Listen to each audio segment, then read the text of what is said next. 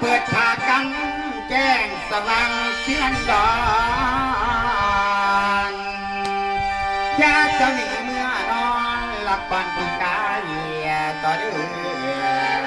อ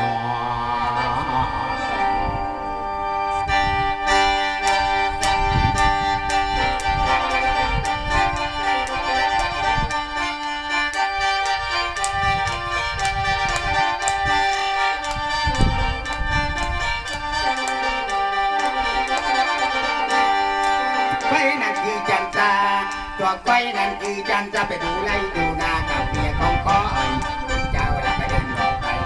ตีเจ้าแล้วไปเดินบอกไปดูซ้อนดูใจติดลุงดวงทองนั้นดีอยู่นะแล้วพี่จะพาต้องดาพี่ยังตื่นดวงตอนมาเด้อดองตาเมื่อพี่ก็จะได้มีดัดนอนตับตุ่มน้องแก้ตาน้องแก้ตาน้องยังเลี้ยวเลี้ยวเลี้ยวตาดำจะได้รู้ยันดื้อนอน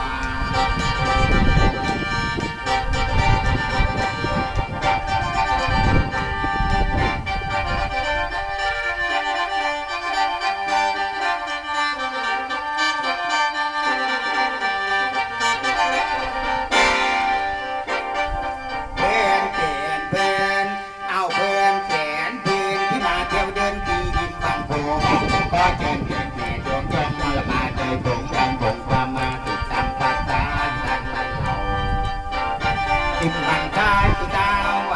น้ำโขงกินพันทงพัวดาวลงตอนปุ้งดอกกระปุกมาตอดใส่แก้มผมมาบันเลงร้องเป็นเพลงลำวง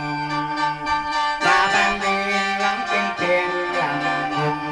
อูแม่ชวนยกมาลำวงด้วยกัน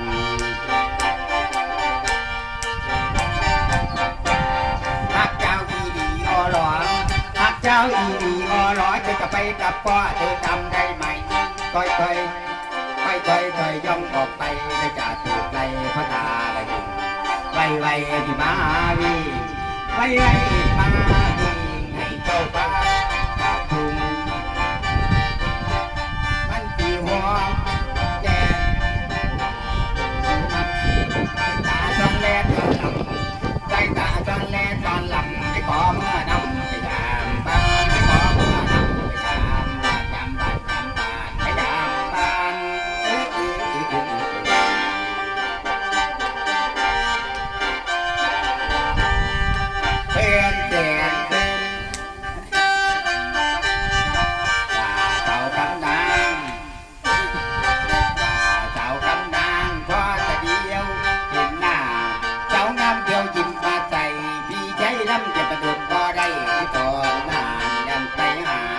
ปลาแจกเจ้าปลา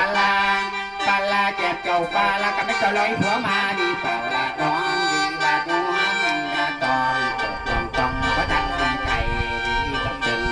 แต่ร่างหัวเจ้าตั้งหลังให้คนเดียวได้ไปทั่วเมืองไทยบอกเคยยิ้มไปน่ารักพอเธอ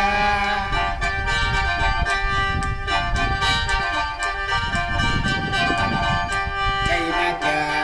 วันดีน่าดีที่จะไม่เป็นตาหักไอ้คิดมัดคนดีเจ้าคิดนักคนดีเจ้าจะต้องว่าทุกฟังมีชู้พี่ก็จะป่ามีชู้พี่ก็จะป่ามีหมูมีหมามีเป็ดมีไก่มีวัวมีควายใหญ่ก็จะกินพอพี่หากินอยากได้ยินนั้นมาเป็นแฟนได้จะพาเดินกันพาเที่ยวตัวเดินที่อายไปลำว่าจังได้คุ้มคำเจ้าหักหมอลำบางบ่ก็ดี